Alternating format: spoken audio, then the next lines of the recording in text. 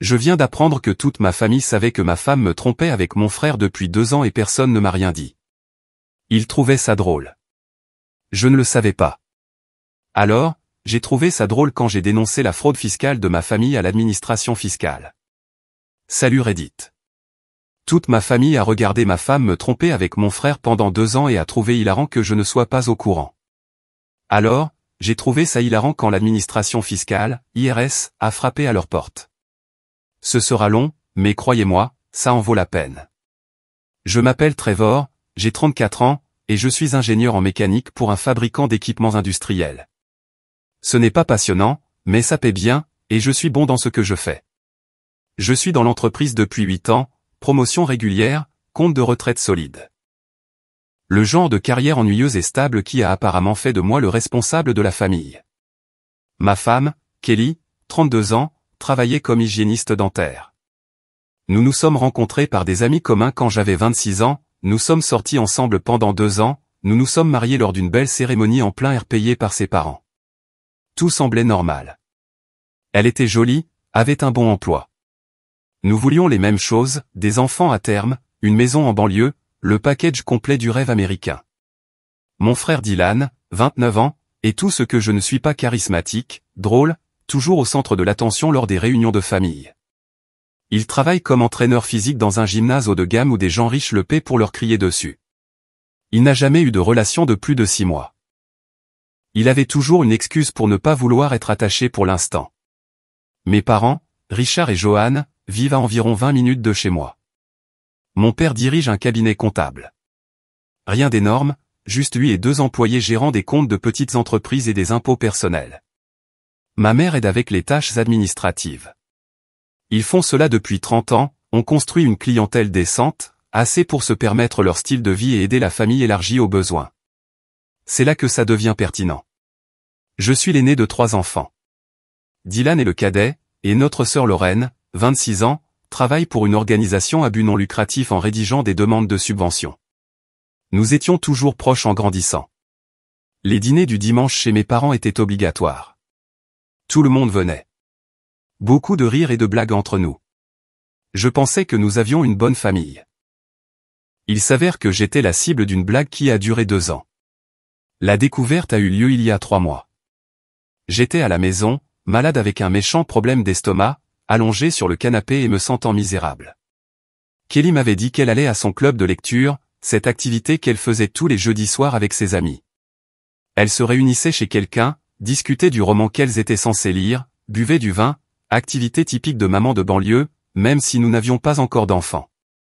Vers 20h, mon téléphone vibre. SMS de mon ami Wade, mec, ce n'est pas ta femme. 6 juin, une photo prise à l'intérieur d'un restaurant en ville, Kelly assise dans une cabine en face de Dylan. Tous les deux riaient, sa main posée sur la sienne par-dessus la table. Le genre de contact qui n'était pas fraternel. La façon dont elle se penchait, la façon dont il la regardait. Il n'était pas nécessaire d'être détective pour savoir que quelque chose n'allait pas. Mon estomac s'est noué. Et ce n'était plus à cause de la maladie. J'ai appelé Wade immédiatement. Il prenait des plats à emporter avec sa petite amie quand il les a aperçus. Ils étaient clairement en rendez-vous, partageant des entrées, étant très intimes, totalement à l'aise l'un avec l'autre. Wade a dit qu'il avait failli ne pas envoyer la photo parce qu'il n'était pas sûr que ce soit sa place, mais avait décidé que je voudrais savoir. Je l'ai remercié, puis je suis resté assis à fixer mon téléphone pendant environ 20 minutes. Une partie de moi voulait croire qu'il y avait une explication. Peut-être qu'il préparait une surprise pour l'anniversaire de quelqu'un. Peut-être que c'était juste un dîner entre frères et sœurs, mais les frères et sœurs ne se tiennent pas la main par-dessus une table de restaurant comme ça. J'ai appelé Kelly, directement sur sa boîte vocale. J'ai essayé Dylan. Même chose. Alors, j'ai fait ce que n'importe quel mari méfiant ferait. J'ai commencé à fouiller dans les anciens relevés de téléphone, les relevés de cartes de crédit, tout ce à quoi je pouvais accéder. Nous avions des comptes conjoints, donc je pouvais voir toutes ces transactions. Je suis remonté 6 mois en arrière, cherchant au hasard des schémas. Je les ai trouvés partout une fois que j'ai su quoi chercher. Chaque club de lecture du jeudi soir au cours des 8 derniers mois. Des frais dans des restaurants à travers la ville. Parfois des hôtels. Toujours les mêmes nuits. toujours quand elle disait qu'elle était avec ses amis. La salle de sport de Dylan était fermée le jeudi. Son jour de congé. La coïncidence était assez évidente une fois qu'on la voyait. J'ai vérifié notre calendrier partagé, le club de lecture se déroulait depuis 2 ans. Chaque jeudi soir, s'étendant parfois à des week-ends entre filles qui étaient en fait des escapades romantiques. Les reçus de cartes de crédit racontaient toute l'histoire. Dîner en couple, chambre d'hôtel avec 2 petits déjeuners facturés à la chambre, billets pour des concerts auxquels elle était censée être allée avec son amie Jessica. 2 ans de mensonges, 2 ans de mon frère couchant avec ma femme pendant que je travaillais tard le jeudi pour terminer des rapports de projet. Mais voici la partie qui m'a vraiment donné un coup de poing dans l'estomac. J'ai commencé à regarder les photos de famille des vacances et des réunions au cours de ces 2 années. En les regardant vraiment. La façon dont Dylan et Kelly se tenaient juste un peu trop près dans les photos de groupe. Les blagues entre eux au dîner de Noël que je ne comprenais pas. Les fois où Dylan se portait volontaire pour aider Kelly avec quelque chose et qu'il disparaissait pendant 30 minutes. Ma famille savait. Je pouvais le voir maintenant sur leur visage sur ces photos. Les regards échangés, les sourires à peine réprimés. Quand Kelly et Dylan interagissaient, ils le savaient tous, et personne n'a dit un mot. Kelly est rentrée vers 23h ce soir-là. J'étais toujours sur le canapé, téléphone à la main, 2 ans de preuves compilées dans un dossier soigné sur mon ordinateur portable. « Salut, chérie, comment te sens-tu » a-t-elle demandé, laissant tomber son sac à main sur le comptoir comme n'importe quel autre jeudi. « Où étais-tu ce soir » ai-je demandé, la voix neutre. « Au club de lecture, comme d'habitude. Nous avons discuté de ce thriller dont tout le monde parle. Jennifer n'a pas pu venir, mais le reste d'entre nous a eu une bonne discussion. C'est intéressant, car Wade t'a vu chez Giovanni avec Dylan. Tu veux réessayer cette réponse ? Le sang a quitté son visage. Elle a ouvert la bouche, l'a refermée, puis a essayé de balbutier quelque chose à propos d'avoir rencontré Dylan par coïncidence et d'avoir décidé de dîner. J'ai sorti mon ordinateur portable et je lui ai montré le tableur que j'avais fait. 2 ans de dîner du jeudi, de séjour à l'hôtel, son week-end entre filles à Napa qui correspondait aux photos que Dylan avait postées de Napa. Le voyage du Nouvel An à Denver qu'elle avait fait pendant que j'étais coincé au travail. Dylan était à Denver le même week-end. Depuis combien de temps ? Ai-je demandé. Elle a commencé à pleurer. Trevor, je peux expliquer. Depuis combien de temps ? 2 ans, a-t-elle murmuré. Mais ce n'est pas ce que tu penses. Nous n'avons jamais voulu que cela arrive. C'est juste. J'ai fermé l'ordinateur portable. Sors. Va où tu veux. Sors juste de ma maison. Elle a essayé de discuter, d'expliquer, de me dire qu'elle m'aimait, et que tout cela était une erreur. Je lui ai dit que la seule erreur était que j'avais cru savoir qui elle était. Elle a fait une valise et est partie vers minuit. Je suis resté assis dans le noir pendant un moment, puis j'ai fait quelque chose qui s'est avéré être la meilleure décision que j'ai prise. J'ai appelé un avocat avant d'appeler qui que ce soit de ma famille. Mon avocat, Mitchell, avait géré une révision de contrat pour moi lorsque j'avais acheté la maison. Un gars solide, direct, qui ne tergiversait pas. Je lui ai laissé un message vocal expliquant la situation et demandant un rendez-vous dès que possible. Puis j'ai envoyé un SMS à mes parents. Besoin de vous parler demain. C'est important. Maman a répondu immédiatement. Tout va bien, chérie ? Non. J'expliquerai demain. Juste toi et papa. Personne d'autre. Je n'ai rien dit à Dylan ou à Lorraine. Je voulais voir comment cela allait se dérouler. Le lendemain matin, je me suis traîné au travail malgré une sensation de mort. J'ai dit à mon patron que j'avais des problèmes personnels et que j'aurais peut-être besoin de temps libre bientôt. Il a été compréhensif. Il m'a dit de prendre ce dont j'avais besoin. J'ai rencontré Mitchell pendant ma pause déjeuner. J'ai tout exposé, l'adultère, les preuves, la chronologie, j'ai posé des questions sur les procédures de divorce, la répartition des biens, tout le processus. Il m'a guidé étape par étape, a pris des notes, m'a dit que j'avais des bases solides pour un divorce pour faute si je voulais suivre cette voie. Une question, a-t-il dit. Voulez-vous essayer de vous arranger ou est-ce terminé ? C'est terminé. Il a hoché la tête. Alors procédons. Je déposerai les papiers cette semaine. Après le travail, j'ai conduit jusqu'à la maison de mes parents ce vendredi soir. Mon père serait en train de finir au bureau. Ma mère serait en train de préparer le dîner. Le moment idéal pour laisser tomber une bombe sur leur soirée. Ils m'ont accueilli à la porte avec de l'inquiétude sur leur visage. Maman a essayé de me faire un câlin, mais j'ai reculé. Cela a semblé leur faire comprendre que quelque chose n'allait vraiment pas. Nous nous sommes assis dans le salon. Papa a mis la télévision en sourdine. Maman était perchée sur le bord du canapé, l'air inquiet. Kelly a une liaison avec Dylan depuis 2 ans, ai-je dit. Aucune préparation, j'y suis allé directement. Le visage de mon père a eu cette réaction bizarre où il a essayé d'avoir l'air surpris, mais n'y est pas parvenu. La réaction de ma mère a été encore pire. Elle avait l'air coupable. Pas choquée, pas horrifiée. Coupable. Oh, chérie, a commencé maman. Comment l'as-tu découvert? Pas es-tu sûr? Ou ça ne peut pas être vrai, juste comment l'as-tu découvert? Vous le saviez, ai-je dit. Ce n'était pas une question. Maman et papa ont échangé un regard. Le genre de regard qui confirmait tout ce que j'avais soupçonné depuis que j'avais vraiment regardé ces photos de famille. Trevor, nous ne pensions pas que c'était à nous deux, a commencé papa. Vous ne pensiez pas que c'était à vous de me dire que ma femme couchait avec mon frère? Ma voix est sortie beaucoup plus calme que je ne me sentais. Depuis combien de temps le savez-vous? Un autre regard coupable entre eux.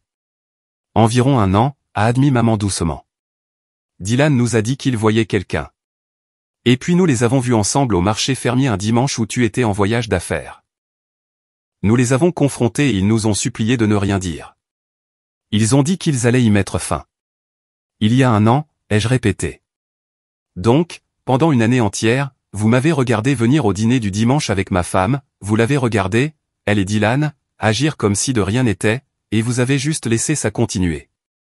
Nous pensions qu'ils allaient régler ça entre eux, a dit papa. Nous ne voulions pas être ceux qui brisent ton mariage. L'insanité absolue de cette logique aurait été drôle si elle n'était pas en train de détruire ma vie. Ils ne voulaient pas briser mon mariage, alors ils ont juste laissé ma femme et mon frère le faire au ralenti pendant que tout le monde regardait. Est-ce que Lorraine le sait, ai-je demandé. Plus de silence coupable. Tout le monde le sait, ai-je dit platement. Les dîners du dimanche depuis 1 an. Tout le monde assis autour de la table sachant que ma femme me trompait avec mon frère. Et vous avez tous juste. Quoi? Trouvé ça drôle? Bien sûr que nous n'avons pas trouvé ça drôle, a protesté maman. Alors pourquoi personne ne m'a rien dit? Papa s'est agité inconfortablement. C'est compliqué. La dynamique familiale est. Sortez, ai-je interrompu. C'est notre maison, a souligné papa. Alors je m'en vais. Mais voici ce qui va se passer. Je divorce de Kelly. Je coupe complètement Dylan de ma vie, et j'ai besoin de temps pour comprendre ce que je ressens pour des parents qui ont regardé leur fils se faire humilier pendant 1 an et n'ont rien fait. Je me suis levé et je me suis dirigé vers la porte. Maman m'a suivi, me suppliant de comprendre leur position, de ne pas prendre de décision hâtive, de penser à l'unité familiale. L'unité familiale, ai-je répété. Ça vient de personnes qui ont laissé leur famille s'effondrer parce que c'était inconfortable de parler. Je suis parti sans regarder en arrière. Pendant le week-end, Mitchell a agi rapidement. Les documents ont été rédigés, déposés et signifiés à Kelly chez sa mère où elle logeait. Elle m'a appelé en pleurant, suppliant de parler, disant que nous pouvions surmonter cela. Je lui ai dit de demander à son avocat de contacter le mien et j'ai raccroché. Dylan a également essayé d'appeler. J'ai bloqué son numéro, puis je l'ai bloqué partout ailleurs. Médias sociaux, courriels, tout. En ce qui me concernait, je n'avais plus de frère. L'heure du dîner du dimanche est arrivée. Je ne me suis pas présenté. J'ai reçu plusieurs SMS de la famille demandant où j'étais. J'ai tout ignoré. Lundi matin, Lorraine s'est présentée à ma maison avant le travail. J'ai failli ne pas ouvrir la porte, mais elle a continué de frapper. « Qu'est-ce que tu veux ?» ai-je demandé à travers l'entrebâillement de la porte.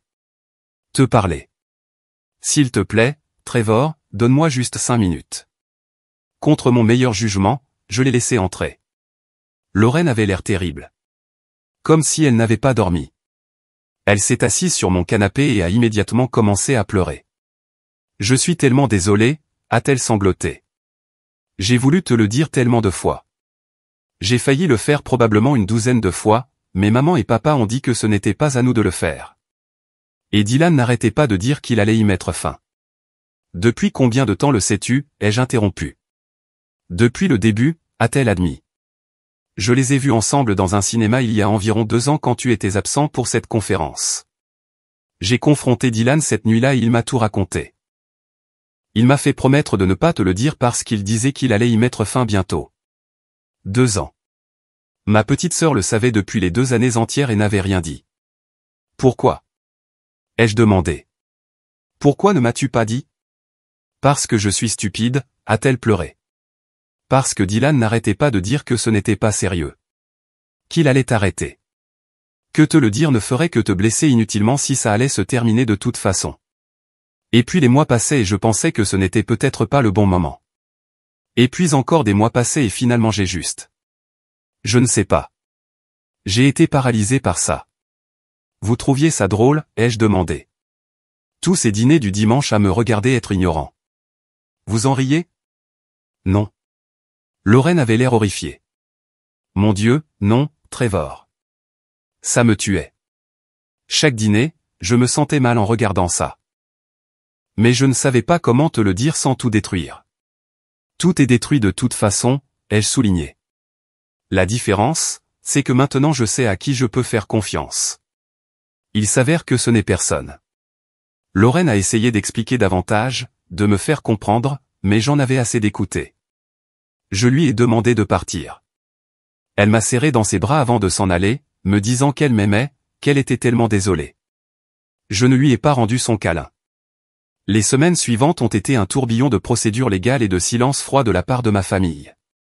Kelly a tout essayé pour me faire réagir, se présentant à mon travail, envoyant de longs courriels, même en faisant appeler sa mère. J'ai maintenu un silence radio total. Mitchell a tout géré par les voies officielles. Dylan a tenté une approche différente. Il s'est présenté chez moi un soir. Je l'ai vu par la fenêtre et je n'ai pas ouvert la porte. Il a frappé pendant 10 minutes. Finalement, il a commencé à crier à travers la porte que nous devions parler comme des adultes. Tu as baisé ma femme pendant 2 ans, ai-je crié à travers la porte fermée. Nous avons fini de parler. Ce n'était pas comme ça, a-t-il crié. C'est juste arrivé. Aucun de nous ne l'a voulu. Je m'en fiche. Par avant que j'appelle la police. Il est finalement parti, mais non sans avoir renversé ma poubelle dans l'allée comme un enfant en pleine crise de colère. Mes parents ont essayé les appels de contrôle hebdomadaires. Je les ai laissés aller à la boîte vocale. Ils laissaient ces messages maladroits disant qu'ils espéraient que j'allais bien, qu'ils comprenaient que j'avais besoin d'espace, qu'ils étaient là quand j'étais prêt à parler. Ce qu'ils ne comprenaient pas, c'est que je ne serais jamais prêt à parler. Ils avaient fait leur choix lorsqu'ils avaient décidé que protéger le secret de l'affaire de Dylan était plus important que protéger leur autre fils de l'humiliation. Environ 6 semaines après le début de cette guerre froide, j'ai reçu un courrier intéressant, une invitation au barbecue annuel du 4 juillet de mes parents, ce grand événement familial qu'ils organisaient chaque année avec la famille élargie, les voisins, tout le monde. L'invitation comprenait une note manuscrite de maman. S'il te plaît, viens. Tu nous manques. Ce ne sera pas pareil sans toi. Amour, maman. J'ai regardé cette invitation pendant longtemps. Une partie de moi voulait juste la jeter et continuer le traitement silencieux. Mais une autre partie de moi a eu une idée qui était nettement plus satisfaisante que de simplement les éviter. Voyez-vous, voici ce que personne dans ma famille ne savait. J'avais passé ces 6 semaines à faire plus que simplement traiter mon divorce et m'apitoyer sur mon sort. J'avais examiné chaque document financier que je pouvais trouver concernant l'entreprise de mes parents. Vous vous souvenez quand j'ai mentionné que mon père dirige un cabinet comptable? Voici le truc avec les comptables qui gèrent l'argent des autres. Ils ont tendance à conserver des dossiers très détaillés, y compris les dossiers de leur propre entreprise. Et mon père, étant de la vieille école et un peu paranoïaque au sujet du stockage en nuages, gardait des copies de sauvegarde de tout à la maison. J'avais aidé à mettre en place son système de classement de bureau à domicile il y a des années, lorsqu'il faisait la transition du papier au numérique. Je savais exactement où tout était stocké. Et plus important encore, j'avais toujours le mot de passe de son réseau domestique depuis que j'avais configuré leur Wi-Fi. Je sais ce que vous pensez. Accéder à l'ordinateur de quelqu'un d'autre n'est-il pas illégal? Probablement. Mais je dirais que puisque j'avais construit le système, et qu'il n'avait jamais changé le mot de passe par défaut que j'avais établi, il le cherchait un peu. De plus, je ne me souciais plus des subtilités légales à ce stade. Ce que j'ai trouvé dans ces fichiers était fascinant. Le cabinet comptable de mon père gérait environ 40 petites entreprises clientes. Des choses normales, restaurants, magasins de détail, quelques cabinets médicaux, le genre d'entreprises familiales qui ont besoin de quelqu'un pour gérer leurs livres et déclarer leurs impôts, mais qui ne peuvent pas se permettre un grand cabinet. Mon père facturait des tarifs raisonnables, offrait un bon service et avait conservé la plupart de ses clients pendant des années. À première vue, il dirigeait une entreprise légitime, à l'exception d'un petit problème. Il menait également une opération parallèle très illégitime. Pour environ 15 de ses clients, papa avait mis en place ce qu'on appelle un système de skimming de trésorerie. Ces entreprises traitaient beaucoup de transactions en espèces, surtout les restaurants. Papa les aidait à sous-déclarer leurs revenus en espèces, à les garder hors des livres, et à éviter de payer des impôts dessus. En échange, il obtenait un pourcentage de l'économie. C'est une forme assez courante de fraude fiscale. Les petites entreprises le font tout le temps et se font rarement prendre parce que l'IRS n'a pas les ressources nécessaires pour auditer chaque pizzeria qui sous-déclare ses ventes en espèces de 10%. Mais papa était devenu gourmand. Il n'aidait pas les entreprises à sous-déclarer de 10%. Il les aidait à cacher 30 à 40% de leurs revenus en espèces. Nous parlons de centaines de milliers d'euros de revenus non déclarés pour l'ensemble de ses clients. Et il prenait 20% de l'économie d'impôt comme sa part. Les fichiers décrivaient tout cela dans des détails magnifiques et incriminants. Des tableurs montrant les revenus réels par rapport aux revenus déclarés. Des notes sur les collectes d'argent et le partage des paiements. Tout ce dont un procureur aurait besoin pour monter un dossier. Mieux encore, certains de ses clients étaient des membres de la famille. Mon oncle Tommy possédait une chaîne de 3 pizzerias. Toutes sous-déclaraient leurs revenus avec l'aide de papa. Ma tante Rachel dirigeait une entreprise de traiteur. Même chose. Le frère de mon père, mon oncle Kenneth, possédait un parc de voitures d'occasion. Il cachait les revenus des ventes de véhicules en espèces. Toute la famille élargie participait à diverses versions de ce stratagème, toutes coordonnées par le cabinet comptable de papa. Maintenant, je ne suis pas comptable, mais je suis ingénieur. Je sais analyser les systèmes, trouver les points faibles et documenter les preuves. J'ai passé 3 semaines à parcourir tous les fichiers auxquels je pouvais accéder, élaborant une chronologie complète de la fraude et organisant tout cela dans un format facile à suivre pour les enquêteurs. J'ai fait des copies de tout, les ai stockés dans plusieurs emplacements sécurisés et j'ai préparé un rapport de synthèse détaillé expliquant ce que j'avais trouvé et comment le stratagème fonctionnait. Puis j'ai accepté l'invitation au barbecue du 4 juillet. La fête était exactement ce à quoi je m'attendais. Famille élargie, voisins, tout le monde entassé dans le jardin de mes parents, mangeant des hamburgers et faisant semblant que tout était normal. Kelly n'était pas là, Dieu merci, mais Dylan tenait la cour près du grill, racontant des histoires qui faisaient rire tout le monde. Quand j'ai franchi le portail, la conversation s'est arrêtée. Les gens m'ont regardé comme si j'étais un fantôme. Maman s'est précipitée vers moi avec cette expression pleine d'espoir, essayant de me faire un câlin. Je l'ai évité. « Je suis contente que tu sois venu », a-t-elle dit. Cela signifie que nous pouvons commencer à guérir en tant que famille. Bien sûr, ai-je convenu. Parlons de famille. Je me suis dirigé vers l'endroit où papa était au grill avec l'oncle Tommy. Dylan m'a vu arriver et son expression est passée de la surprise à quelque chose comme la culpabilité. Bien, Trevor, a dit papa avec prudence. Content que tu aies pu venir. Je n'aurais manqué ça pour rien au monde, ai-je répondu. Et, papa, je peux te parler, à toi et à l'oncle Tommy, à l'intérieur pendant 1 minute? C'est à propos de questions d'affaires. Papa avait l'air confus mais a hoché la tête. Tommy nous a suivis à l'intérieur jusqu'au bureau de papa à la maison, pensant probablement que je voulais des conseils sur quelque chose. Une fois que nous étions tous là, la porte fermée, j'ai sorti mon téléphone. Alors, j'ai fait quelques lectures légères ces derniers temps, ai-je commencé. J'ai parcouru d'anciens dossiers commerciaux, des déclarations de revenus, ce genre de choses. J'ai trouvé quelques incohérences intéressantes. Le visage de papa est devenu pâle. De quoi parles-tu? Je parle des 15 entreprises que vous aidez à commettre une fraude fiscale, y compris les pizzerias de l'oncle Tommy. Voulez-vous expliquer comment Johnny S a déclaré 55 000 € de moins de revenus l'année dernière que ce que vos dossiers privés montrent qu'ils ont réellement gagné? Le visage de l'oncle Tommy correspondait à celui de papa maintenant. Trevor, quoi? Épargne-toi ça, ai-je interrompu. J'ai tout. Chaque tableur, chaque note, chaque transaction. Des années de preuves montrant une fraude fiscale systématique à travers plusieurs entreprises. Tout coordonné par le cabinet de papa. Tu nous as espionnés, a balbutié papa. Fouillé dans mes dossiers privés.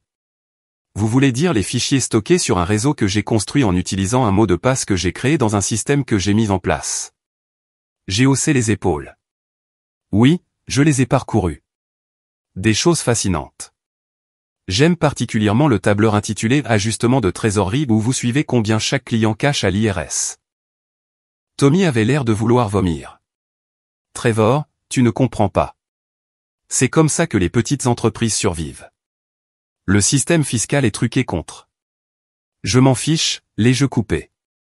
Je me fiche de vos justifications ou de vos raisons. Vous voulez savoir ce qui m'importe? Je me soucie que toute ma famille ait regardé ma femme me tromper avec mon frère pendant 2 ans et ait trouvé drôle de garder le secret. Papa a retrouvé sa voix. Ce n'est pas à propos de Kelly et Dylan. C'est complètement séparé. Vraiment, ai-je demandé. Parce que de là où je suis, cette famille a un réel problème à garder des secrets. Vous avez tous gardé le silence sur le fait que Dylan baisait ma femme parce que c'était pratique. Eh bien, j'ai gardé le silence sur la découverte de votre fraude fiscale pendant 6 semaines parce que c'était pratique pour moi de tout documenter correctement avant de faire quoi que ce soit à ce sujet. Qu'est-ce que tu es en train de dire? A chuchoté Tommy. Je dis que je vous ai tous dénoncés à l'IRS il y a 3 jours. Je leur ai envoyé un paquet complet avec toutes les preuves que j'ai recueillies. Ils ont appelé hier pour confirmer qu'ils avaient tout reçu et que ça semblait très convaincant. Le silence dans cette pièce était magnifique.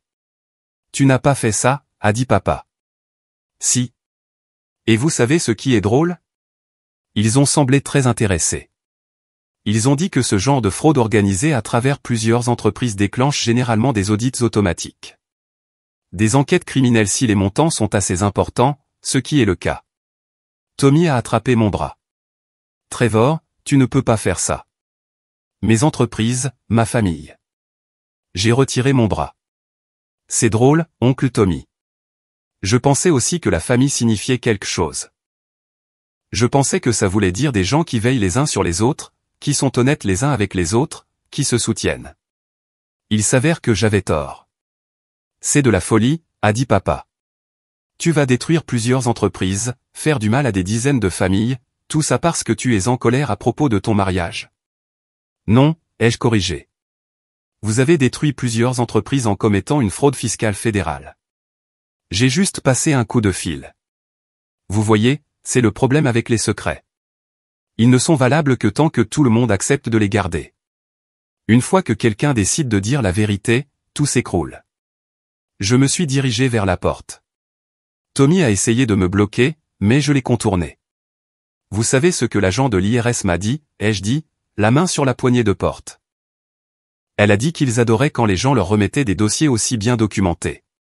Ça leur facilite la tâche. Il faut généralement des années pour monter un dossier aussi solide. J'ai fait tout le travail pour eux. Trevor, s'il te plaît, a dit papa. Et je n'avais jamais entendu sa voix sonner comme ça avant. Nous pouvons arranger ça.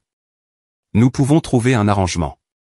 Rappelle-les juste et dis-leur que c'était une erreur, que tu avais mal compris ce que tu regardais. Je ne peux pas faire ça, papa. Vous voyez, lorsque vous déposez un rapport auprès de l'IRS, ils le prennent au sérieux. Une fois que l'enquête commence, il n'y a pas de retour en arrière, surtout lorsque les preuves sont aussi solides. J'ai ouvert la porte et je suis sorti, les laissant là. J'ai traversé la fête, ignorant les questions des proches qui avaient remarqué l'agitation. Je suis arrivé à ma voiture et j'ai quitté la maison de mes parents pour ce que je pensais être la dernière fois. Mon téléphone a commencé à exploser en quelques minutes. Appels et SMS de papa, Tommy, d'autres proches qui avaient été informés de ce que j'avais fait. Je les ai tous bloqués et j'ai conduit chez moi en silence. Le lendemain matin, j'ai reçu un appel de Mitchell, mon avocat. « As-tu vraiment dénoncé ton père à l'IRS » a-t-il demandé. La nouvelle voyage vite. Trevor, tu réalises que ça va causer des problèmes massifs à toute ta famille, n'est-ce pas? J'en suis conscient. Et ça te va? J'ai pensé à Kelly et Dylan riant ensemble au restaurant pendant que je travaillais tard. À mes parents me regardant amener ma femme au dîner du dimanche en sachant ce qui se passait. À Lorraine gardant le secret pendant 2 ans. À toute une famille qui a décidé que mon humiliation était moins importante que leur confort. Oui, ai-je dit à Mitchell. Ça me va. Au cours des semaines suivantes, les dominos ont commencé à tomber de manière spectaculaire. L'IRS a agi plus rapidement que je ne l'avais prévu, probablement parce que le dossier de preuves que j'avais fourni était si complet. En 2 semaines, papa a reçu une notification indiquant que son cabinet était audité ainsi que 15 de ses clients. Les pizzerias de l'oncle Tommy ont été frappées d'une enquête complète. L'entreprise de traiteur, le parc de voitures d'occasion, une entreprise de construction dirigée par mon cousin, tous ont reçu des avis. L'IRS était minutieux, suivant chaque fil que j'avais exposé dans mon rapport. Papa a essayé de m'appeler à plusieurs reprises. Je n'ai pas répondu. Il a essayé de venir chez moi. Je n'ai pas ouvert la porte. Finalement, il a envoyé une lettre recommandée par l'intermédiaire de son avocat, me suppliant de rétracter ma déclaration à l'IRS, affirmant que j'avais mal compris ce que j'avais vu dans ces dossiers. J'ai fait répondre Mitchell par un message très simple, l'IRS avait déjà tout, et il n'y avait rien à rétracter. Les preuves parlaient d'elles-mêmes. L'enquête criminelle a commencé en 3e semaine. Des agents fédéraux se sont présentés au bureau de papa avec un mandat, ont saisi tous ses fichiers et ordinateurs, ont fait de même dans les pizzerias de l'oncle Tommy et les autres entreprises impliquées. Apparemment, lorsque vous aidez à coordonner la fraude fiscale à travers plusieurs entreprises, le gouvernement prend cela très au sérieux. Mon téléphone a commencé à recevoir des appels de proches que je n'avais pas entendus depuis des années. Tous voulaient savoir pourquoi j'avais fait ça, comment je pouvais trahir ma famille. Ne réalisais-je pas que je faisais du mal à des innocents? J'ai conservé un de ces messages vocaux de ma tante Rachel. Elle expliquait en larmes à quel point l'entreprise de traiteur était toute sa vie. Comment elle avait des employés qui dépendaient d'elle. Comment je détruisais tout pour une rancune personnelle. Rancune personnelle. Comme si découvrir l'adultère de votre femme et la trahison de votre famille était équivalent à se faire couper la ligne à l'épicerie. La procédure de divorce s'est conclue au moment où l'enquête de l'IRS battait son plein. Kelly s'est battue au début, a essayé de prétendre qu'elle méritait la moitié de tout malgré l'adultère. Son avocat lui a rapidement conseillé qu'un divorce pour faute dans notre état signifiait qu'elle aurait de la chance de repartir avec quoi que ce soit. Nous avons réglé.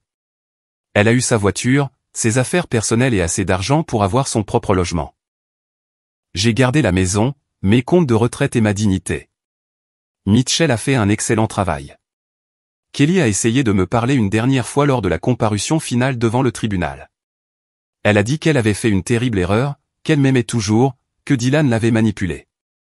Je lui ai dit que je me fichais de qui avait manipulé qui, qu'il se méritait. La dernière nouvelle que j'ai eue, c'est que Dylan l'avait largué 3 semaines après la finalisation de mon divorce. Apparemment, une fois que le frisson de la clandestinité a disparu, leur relation n'avait aucune base. Qui aurait pu le prédire? Dylan a essayé de me contacter exactement une fois pendant tout cela. Il m'a envoyé un long courriel expliquant son point de vue, comment il était tombé amoureux de Kelly, comment il ne s'agissait pas de me faire du mal, comment je devais comprendre que parfois ces choses arrivent. Je n'ai pas lu au-delà du premier paragraphe, je l'ai juste transféré à Mitchell avec une note au cas où nous aurions besoin de preuves de son caractère pour quoi que ce soit. La famille s'est complètement fracturée après que l'enquête de l'IRS soit devenue publique. Maman était tellement en colère à propos de l'audit qu'elle a temporairement emménagé chez sa sœur. Papa passait plus de temps avec les avocats qu'à son bureau, qui fonctionnait à peine de toute façon puisque la moitié de ses clients l'avaient laissé tomber, terrifié à l'idée d'être associé au scandale. Lorraine a de nouveau essayé de s'excuser, m'a envoyé une longue lettre expliquant qu'elle comprenait si je ne lui pardonnais jamais, mais qu'elle voulait que je sache qu'elle regrettait de ne pas m'avoir dit la vérité. J'ai apprécié la lettre plus que je ne l'aurais cru, mais je n'étais toujours pas prêt à lui parler. Peut-être un jour, mais pas aujourd'hui. La famille élargie s'est essentiellement divisée en 2 camps. Ceux qui pensaient que j'étais justifié et ceux qui pensaient que j'étais allé trop loin. Le jour de Thanksgiving cette année-là a apparemment été un désastre, la famille n'ayant pas pu se réunir parce que trop de gens ne se parlaient pas. Je ne le saurais pas de première main parce que je n'étais pas invité. J'ai passé Thanksgiving avec Wade et sa petite amie à la place. Nous avons commandé de la nourriture chinoise et regardé des films. Le meilleur Thanksgiving que j'ai eu depuis des années. L'enquête de l'IRS s'est conclue environ 7 mois après que j'ai déposé le rapport initial. Les résultats étaient encore meilleurs que ce que j'avais espéré. La licence comptable de papa a été révoquée de façon permanente. Il ne pourrait plus jamais exercer la comptabilité à titre officiel. Le cabinet a été fermé. Tous les actifs saisis pour payer les amendes et les restitutions. Il a été accusé de 15 chefs de complot en vue de commettre une fraude fiscale, entre autres. Le procureur a proposé un plaidoyer de marchandage, 3 ans de prison fédérale, de lourdes amendes, une restitution complète au gouvernement. Papa a accepté le plaidoyer. Il n'avait pas beaucoup le choix étant donné les preuves. Il a été incarcéré dans une prison à sécurité minimale il y a 2 mois. Maman vit avec sa sœur, travaillant à temps partiel dans un magasin de détail pour joindre les deux bouts. Leur maison a été vendue pour payer les restitutions et les frais juridiques. Les pizzerias de l'oncle Tommy ont toutes fermé. Ils ne pouvaient pas se permettre les arriérés d'impôts, les pénalités et les frais juridiques. La dernière nouvelle que j'ai eue, c'est qu'il travaillait comme gérant dans un restaurant d'un autre et vivait dans un petit appartement. L'entreprise de traiteur a coulé. Le parc de voitures d'occasion a été saisi. L'entreprise de construction a déclaré faillite. Toutes les entreprises familiales impliquées dans le stratagème se sont effondrées sous le poids de leurs impôts impayés et de leurs problèmes juridiques. Dylan a perdu son emploi au gymnase chic. Il s'avère qu'être au centre d'un scandale familial massif ne plaît pas à leur riche clientèle. Il fait maintenant de l'entraînement personnel depuis son appartement, luttant pour reconstruire sa clientèle. Kelly est retournée vivre chez ses parents dans un autre état. J'ai entendu par le bouche à oreille qu'elle travaillait dans un cabinet dentaire là-bas, essayant de reconstruire sa vie. Tant mieux pour elle, je suppose. Ce n'est plus mon problème. Les gens m'ont demandé si je le regrettais, si je pensais être allé trop loin, avoir détruit trop de vies pour une trahison personnelle. La réponse est non. Voyez-vous, voici ce que tout le monde semble oublier. Je n'ai pas commis de fraude fiscale. Je n'ai pas trompé ma femme. Je n'ai pas gardé un secret massif qui a blessé quelqu'un que j'étais censé aimer. Je n'ai pas décidé que mon confort était plus important que la réalité de quelqu'un d'autre. Ils ont fait tous ces choix eux-mêmes. J'ai juste décidé que si la loyauté familiale signifiait couvrir des mensonges et des activités illégales, alors je ne voulais pas faire partie de cette famille. Si protéger l'adultère de Dylan était plus important que me protéger, alors ils pouvaient jouir des conséquences de leur choix sans mon aide. Tout le monde veut agir comme si j'étais le méchant pour avoir dénoncé la fraude fiscale. Mais personne ne veut reconnaître que la fraude fiscale se produisait bien avant que Kelly et Dylan ne se mettent ensemble. Personne ne veut parler du fait que toute ma famille était à l'aise de commettre des crimes fédéraux tant qu'elle en tirait profit. L'adultère n'a été que le déclencheur qui m'a fait cesser d'être complice de leur dysfonctionnement. 1 an plus tard, je vais bien. Très bien, en fait. J'ai été promu au travail. Il s'avère que lorsque vous n'êtes pas constamment stressé par les drames familiaux et un mariage raté, vous avez plus d'énergie pour vous concentrer sur votre carrière. Mon patron a remarqué l'amélioration des performances et l'a récompensé en conséquence. J'ai acheté une nouvelle maison. Rien d'énorme, mais elle est à moi et elle n'a aucun souvenir de Kelly. Je l'ai décorée exactement comme je le voulais sans avoir à faire de compromis avec qui que ce soit. J'ai recommencé à fréquenter quelqu'un. Je l'ai rencontrée lors d'une conférence de travail. Elle est chef de projet pour une entreprise de fabrication. Intelligente et drôle et n'a aucun lien avec mon ancienne vie. Nous prenons notre temps, mais c'est agréable d'avoir quelqu'un qui me fait rire à nouveau. J'ai renoué correctement avec Wade, j'ai recommencé à prendre du temps pour les amitiés au lieu des seules obligations familiales. J'ai rejoint un gymnase, pris de nouveaux passe-temps, reconstruit généralement une vie qui ne tourne pas autour de personnes qui ne me respectent pas. Lorraine m'a recontacté récemment. Elle a complètement coupé les ponts avec Dylan et n'a qu'un contact minimal avec nos parents. Nous nous envoyons des SMS occasionnellement. Rien de lourd, juste de petites conversations. Peut-être qu'un jour nous redeviendrons frères et sœurs. Peut-être pas. Ça me va dans les 2 cas. Ma famille ne me manque pas.